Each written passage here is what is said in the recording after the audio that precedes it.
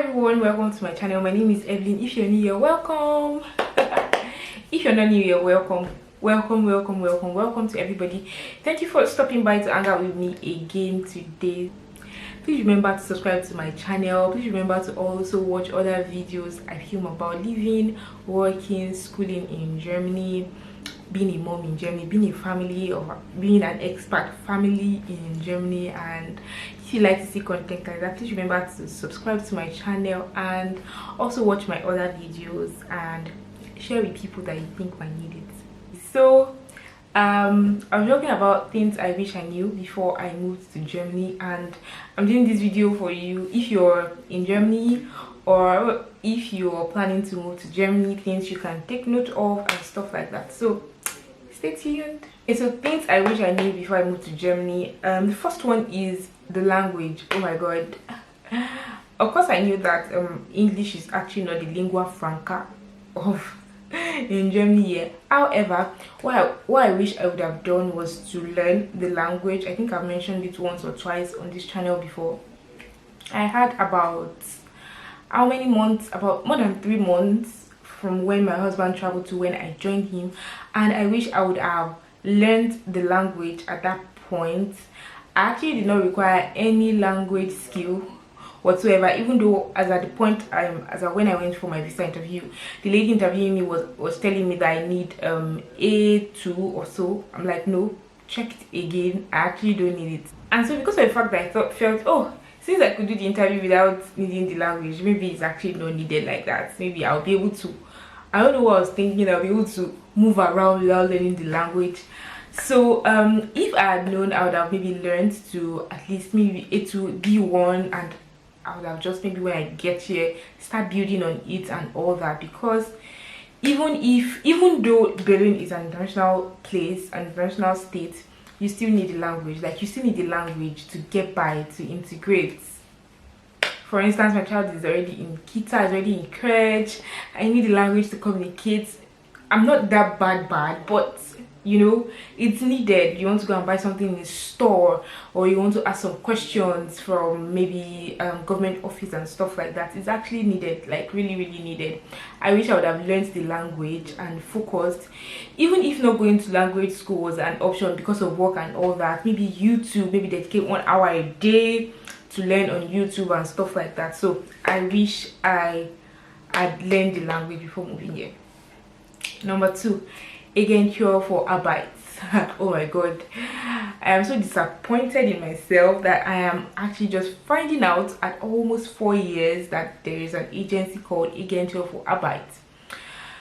My husband said at some point, he mentioned it to me when we just moved here, but I was like, no, I don't want it. I don't know, it was sounding, I don't know, I can't actually remember. But of late, when I want to apply for something and I got to know that, oh, Agentur for Arbeit, which is like a government parastatal which helps people that are job seekers or not working yet to like integrate or get a job, or pay them if for instance, if someone loses his job, his or her job, the agent of, and you inform the agent for Arbeit, they help, they pay the person, because of course it has been debited from the person's account, from the person's salary, and so they pay the person like some stipend, a particular percentage of the salary, till the person gets a new job, and they also help to even find a job or something like that. And yeah, as a job seeker or as someone that is not working yet, they also pay stipends. And yeah, I just discovered them recently. I was so disappointed in myself. I'm like, where have I been? Like, where have you been all these years and all that? Like, it's really so disappointing of me. Like, I'm so disappointed in myself right now. I wish I would have known. Which brings me to the third point, integration course. I think that if I had taken an integration course when I just got here, I would have known more. I would have known, especially I would have learned about this Agentur for Arbeit. So there are actually integration courses where they teach the language, then they ask about your career paths, and then maybe register a job center, Agentur for Arbeit. I wish I had known, or I don't know, I was so proud in my mental ability or skill that I felt, oh, I don't need help, I can do better by myself. So I wish I had like calmed down to to get into those integration courses, learn the language, register with job center or stuff like that. I think it would have like broadened my horizon on different possibilities that could happen, because it's just recently I'm getting to hear about a lot of boot camps that one can do in a matter of 12 weeks, and then especially in IT related courses, instead of maybe just instead of learning on your own and stuff like that. I'm like, gosh, where has all this been all my life? So yeah, I wish I had known that right before now. Another thing I wish I had known is knowing what is obtainable. Or let me give an example. I was working in marketing and sales when I was in Nigeria, when I was in my own country, and so I actually did not sit down to think about what I actually wanted to do per se. I was thinking, oh, I'm doing marketing here. Everybody, marketing is like a worldwide thing. So when I get to Germany, I'm just going to look for a job. I actually did not sit down to say, oh, what type of marketing is even happening? Like, what type of marketing platform or something like that do they even do in Germany? Do they even do marketing? Like, when I got here, I discovered that there's nothing like they don't even do door-to-door marketing here in Germany the way we do it in Nigeria, like financial institution calling customer. Oh, good day, sir, your account is with us. I want to ask you if you have 100 million in your cupboard that you can give us. I did not sit down to do that. But I didn't sit down to do like a detailed breakdown or to think about what I actually wanted to do exactly, because that's really important, so that you know, so that it's not as if when you come you just be thinking or saying no, because you actually need to know what is obtainable. In Germany here, the most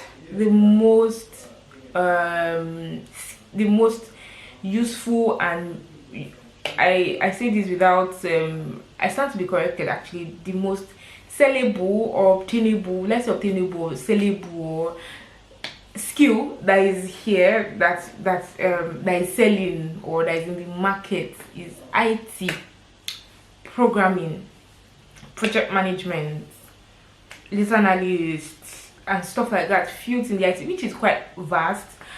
And so knowing what exactly is obtainable where you're going to is actually really important. Not saying, I'm a carpenter in Nigeria, so I'm going to come and be doing carpentry work. You're not sure if they're using machine to do their carpentry work. You understand? So knowing exactly how you fit into the society and how you can quickly adjust is actually really important. It's actually really important, because you need to know exactly what is obtainable. Because in my case was when I got here, I was like, sorry, you don't do digital marketing the way we do in Nigeria. And so I started learning digital marketing, Google Analytics and stuff like that before I applied for my master's, And so you need to know what exactly is obtainable in the country that you're going to. You have to put yourself out there. This is the next point. You have to really put yourself out there, because it's a new land and you don't want to be lonely, and finding friends is really not so easy compared to maybe where you're coming from. Might not be so easy. Of course, you're leaving friends and family, so it's going to be totally different. So you have to put yourself out there. At the beginning of 2018, I have to start praying that God send people my way. I don't want to live in this place alone. I don't want to be lonely.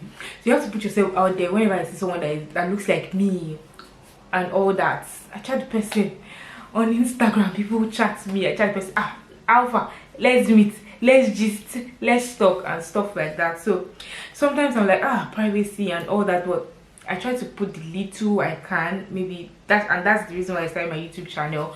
I've actually met a lot of people. I've been blessed with a lot of people since when I started my YouTube channel and my Instagram page and all that. So you need to really be intentional about finding that community that works for you, because even when it's not careful, especially if you're just the only person, it could be really lonely, especially during winter, if you're just doing like triangle lifestyle: home, work, maybe church, home, work, church, home, and stuff like that. So like, it's not as if you might even be visiting the person, but at least having someone that is also in the same boat as you goes a long way. Like, the person, when you talk, the person reason that it's true what you're saying, I'm also going through that type of situation, or I know someone who went through such and this was what person did and stuff like that. So yeah, being intentional to find that community that you belong to, that you can fit in and you can belong to,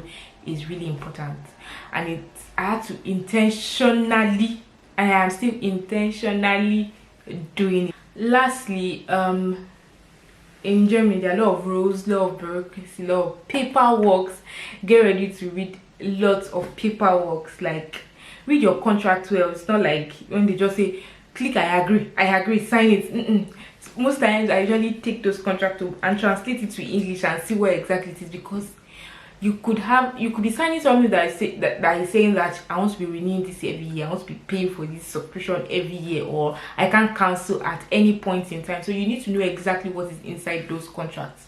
You need to know exactly what's inside, so that you're not signing something and saying I'm going to stay, for instance, maybe internet connection, like I'm going to stay with you guys for 5 years, and then halfway through the contract the internet is bad, and you're sending them email saying please let me cancel this, and they're like no, you cannot cancel it. Because I remember my S-Bahn, my transport card, when I got here. So when I got my master's, of course my master's admission, your student ticket comes with your student ID card. You can use it to travel around town.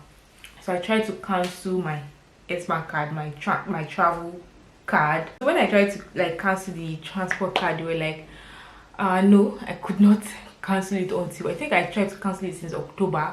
I wasn't able to cancel it until February of the following year, because it said it's like a 1-year contract and I can't cancel it before the end of 1 year. So yeah, so you need to like read your contract well to know what is obtainable before you are signing out. What, like for instance, again, another example was when I subscribed to a gym, and then when I got pregnant I cancelled it.